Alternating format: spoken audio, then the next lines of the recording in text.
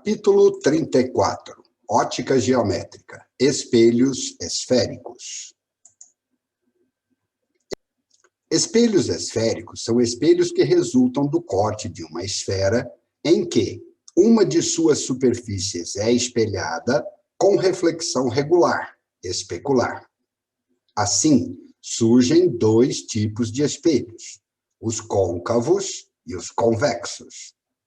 No primeiro, a superfície refletora é interna e no segundo, externa. Esses espelhos obedecem às mesmas leis de reflexão da luz dos espelhos planos da ótica geométrica. Pontos principais e comportamentos. Quando selecionamos a calota esférica, obtida a partir do corte da esfera, para formar os espelhos côncavos e convexos, vários pontos pertencentes à esfera acompanham a calota. A figura a seguir mostra quais são os pontos que acompanham o espelho quando ele é retirado da esfera. C. Centro de curvatura. É o centro da esfera que deu origem ao espelho. R. Raio de curvatura. É o raio da esfera que deu origem ao espelho. V. Vértice. É o ponto mais externo da calota. Eixo principal. É a reta que passa pelo centro de curvatura e sai perpendicularmente ao vértice do espelho. Existe apenas um eixo principal. Eixo secundário. Qualquer reta que passe pelo centro de curvatura menos a que é definida como eixo principal. Passa pelo vértice. Existem infinitos eixos secundários na superfície do espelho. A. Ângulo de abertura. É o ângulo formado pelas extremidades da calota, delimitada por eixos secundários. Pontos principais e comportamentos. Foco. Quando um feixe de raios paralelos incide sobre um espelho esférico de Gauss, paralelamente ao eixo principal, origina um feixe refletido convergente no caso do espelho côncavo e divergente no caso do espelho convexo. Esses raios refletidos, ou seus prolongamentos, vão se encontrar em um ponto chamado foco principal. Ele se encontra no ponto médio, entre o vértice e o centro de curvatura. Propriedades dos raios de luz. A seguir apresentaremos as propriedades dos raios de luz à frente dos espelhos esféricos. Em cada desenho, a letra A se refere ao espelho côncavo e a letra B refere-se ao espelho convexo. Primeira propriedade. Todo raio de luz que incide paralelamente ao eixo principal de um espelho esférico reflete, passando pelo foco principal. Segunda propriedade. Todo raio de luz que incide passando pelo foco principal de um espelho esférico reflete paralelamente ao eixo principal. Terceira propriedade. Todo raio de luz que incide sobre o centro de curvatura de um espelho esférico reflete sobre si mesmo. Quarta propriedade. Todo raio de luz que incide sobre o vértice de um espelho esférico reflete simetricamente em relação ao eixo principal. Construção de imagens de objetos colocados à frente dos espelhos esféricos. Utilizando as propriedades dos raios de luz, que descrevemos no item anterior, vamos agora construir as imagens de objetos colocados à frente dos espelhos côncavos e convexos. Não é necessário utilizar as 4 propriedades simultaneamente em cada construção.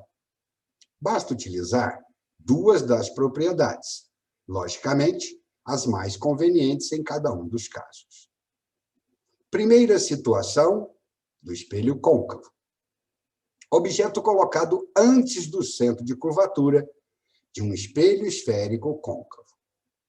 Utilizando as propriedades dos raios de luz, a primeira, luz incide paralelo, reflete passando pelo foco.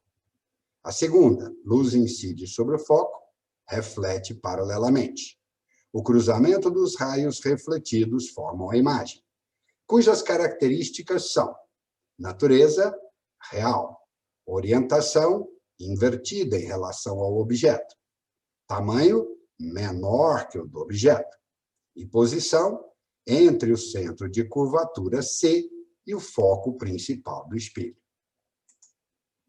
Segunda posição. Objeto colocado sobre o centro de curvatura de um espelho esférico côncavo.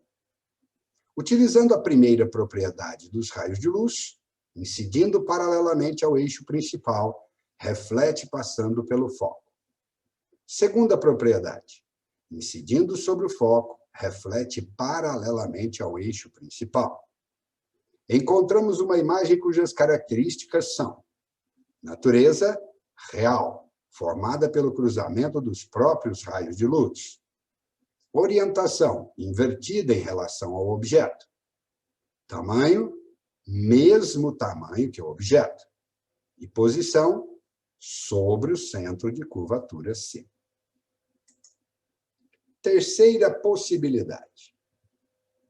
Objeto colocado entre o centro de curvatura C e o foco principal F de um espelho esférico côncavo. Vamos usar a primeira propriedade dos raios de luz. Incidindo paralelo ao eixo principal, reflete passando pelo foco. A quarta propriedade, incidindo sobre o vértice, reflete simetricamente. O cruzamento dos raios refletidos forma a imagem, cujas características são natureza real, orientação invertida em relação ao objeto, tamanho maior que o objeto, posição antes do centro de curvatura do espelho. Quarta posição. Objeto colocado sobre o foco principal de um espelho esférico côncavo. Primeira propriedade dos raios de luz. Incidindo paralelo ao eixo principal, reflete passando pelo foco. Quarta propriedade, incidiu sobre o vértice, refletiu simetricamente. Observe que os raios refletidos são paralelos entre si. Isto significa dizer que esta imagem é infinitamente grande e infinitamente distante. Sua natureza, então, é imprópria. A posição, infinitamente distante. Objeto colocado entre o foco principal F e o vértice V de um espelho esférico côncavo. Usando a primeira propriedade dos raios de luz. Luz incidindo paralela ao eixo principal, reflete passando pelo foco. Quarta propriedade, se incidir sobre o vértice, reflete simetricamente. O prolongamento dos raios de luz vão formar a imagem nesta posição. Suas características são natureza virtual, formada pelo cruzamento dos prolongamentos dos raios de luz. Orientação direita em relação ao objeto. Tamanho maior que o objeto. Posição após o vértice do espelho ou atrás do espelho. Sexta imagem possível. Única imagem nos espelhos convexos. Um objeto colocado à frente de um espelho convexo. Usando a primeira propriedade, luz que incide paralela ao eixo principal, reflete passando pelo foco. Quarta propriedade, luz que incide no vértice, reflete simetricamente. O cruzamento dos prolongamentos dos raios refletidos formam a imagem.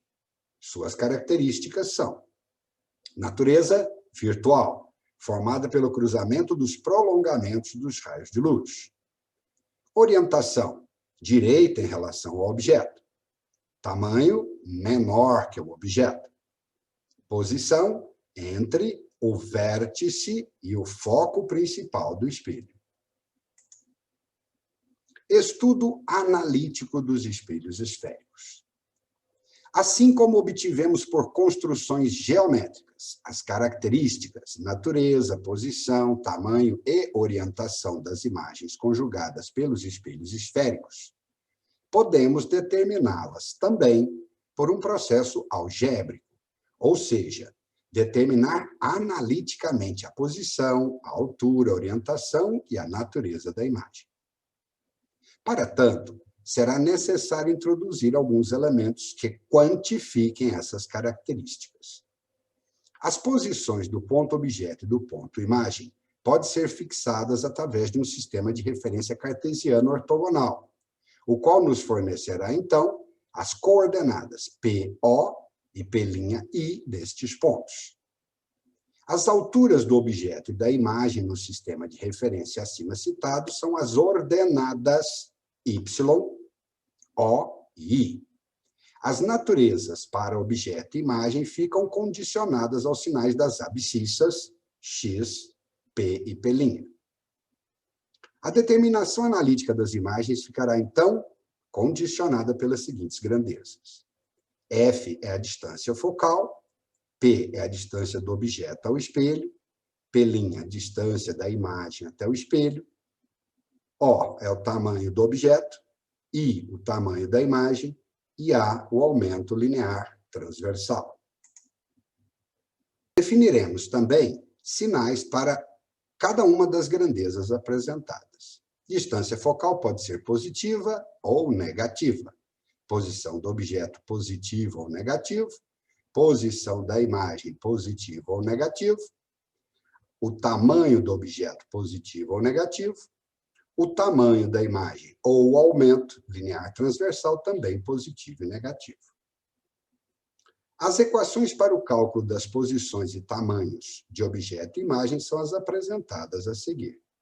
Primeiro, a equação dos pontos conjugados, também chamada de equação de Gauss. 1 sobre F é igual a 1 sobre P mais 1 sobre P'I. Segunda equação, do aumento linear transversal, ou ampliação. É a proporção entre o tamanho da imagem e o tamanho do objeto, ou menos P'I sobre P. Exercício proposto número 1. Pare o filme, resolva o exercício e depois confira a resposta.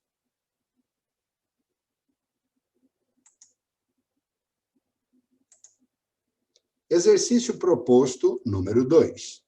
Pare o filme, resolva o exercício e depois confira a resposta.